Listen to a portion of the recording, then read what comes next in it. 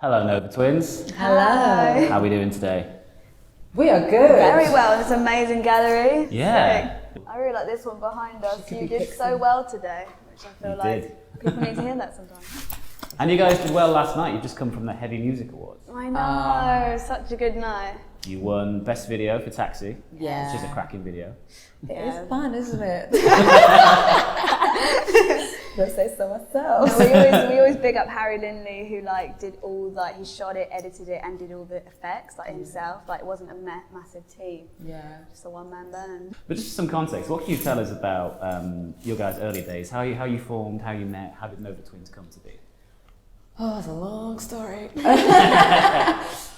Again, we've been family, friends. Your parents like my parents. We've just been under the same kind of musical hub, family holidays, which eventually turned into writing songs together, which then eventually turned into us doing an open mic down the road. That was us thinking, oh, this is interesting. We've written these songs, but we're not really called a band either. Let's do some open mic nights.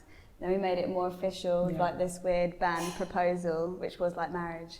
We took it very seriously. It was with some wine and a handshake. We were like, will you stay committed to the band and only the band? It was weird. And we were like, yes, yes. That's going to be a beautiful scene in the Nova Twins movie. I know. Yeah. So what can you tell us about those days where you were finding your feet and how important the grassroots scene in Deptford was to you guys? Oh my God, it was our only way of existence. We couldn't. At first, we didn't necessarily get picked up by loads of people. Our way of getting out there was playing those punk shows, and that's what we did. I remember doing Wonk Unit, Wonk Fest. Wonk Fest, and we were just on the scene, wasn't we? Really, Custard Camden Thruster. Rocks, Yeah. Custard Thruster, and eventually it took us to the Great Escape, which is when things kind of changed after a couple of years of doing loads of gigs and stuff. We went to the Great Escape, and then there's a French promoter. John Louis, yeah. and he was like, come and do this gig, Trans Musical, and come to it, it's really cool. And I was like, okay, really naive, never gigged out of the UK. And then basically did a warm-up in a small venue at the Ubu, and then went to the festival, which was these huge warehouses upon warehouses that could hold up to 4,000, 5,000 another. And we were so shocked. And then suddenly we played to 4,000 people, not knowing that was going to happen. And at the time, we were only playing to 50 people. No, 200 was probably our big gig. It was more word of mouth. I think people would see us and be okay, yeah, whatever. It was mental. I think because we're so colourful and don't assume that we're going to be playing the music we do. So it's when people actually come to see the show, that was our survival. So then grassroots venues were so important, because promoters would just book us again and put us on somewhere else, and word of mouth would go. So we just gigged happily and quietly for years, and we loved it so much in the Ford Galaxy. Amazing. Then that word of mouth really spread like wildfire. It feels like these last, for what has been a quiet 18 months for most bands, has been pretty fucking insane for you guys, right? So you had album out, signed to Marshall Records, you had the Mobo thing. How would you describe the last 18 months for you, and what have been your highlights? It has been mental when you think back. I think we've been so lucky that all these things have happened, because most bands, it was so hard just trying to think of how to stay alive in lockdown, because it's so new to everyone. But I think highlights is probably we won the Heavy Music Award for Best Newcomers last year, and when we were in the middle of lockdown, that was such a moment of we forgot the world that was, and we thought, wow, this is still such a big moment, and it was encouraging for us then. Yeah, we were really lucky as well, because I think just before, obviously we managed to tour a little bit in France before the world decided to close. And we were sparking a relationship with Jason from Fever 333, and I did the camera look like a weird just in case you didn't know. And he's been so supportive, and it was really amazing to come out on their show and do a little mashup collab. So we've just been contacting other people. We did a few little features, didn't we? We did 1, 2, and I don't even remember. It's all a blur. All I remember is us entertaining people online, and then them entertaining us back. We've set up challenges for our audience, because we was oh, what are we going to do? We actually had time to see who are we actually talking to online, because you can't get to every country.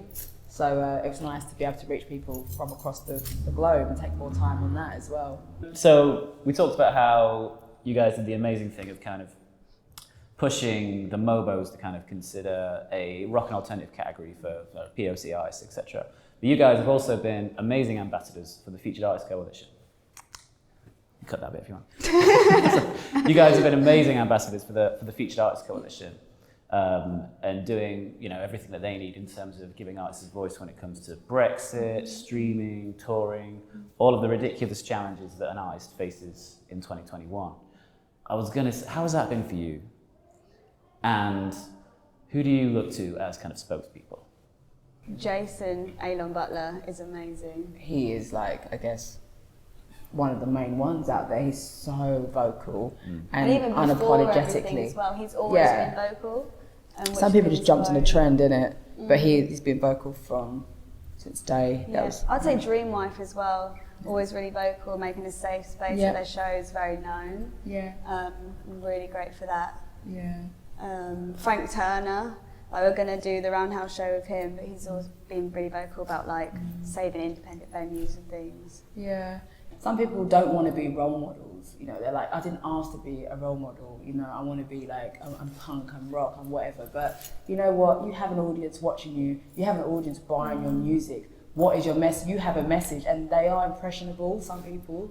And it's like, do something with your platform. Do you know what I mean? Don't just sit there and pose, and you just let people know what you stand for, and hopefully give people a safe space to enjoy themselves. And that's what rock music, punk music should be about, I think because we had to navigate and fight so hard at the beginning to just even have a space.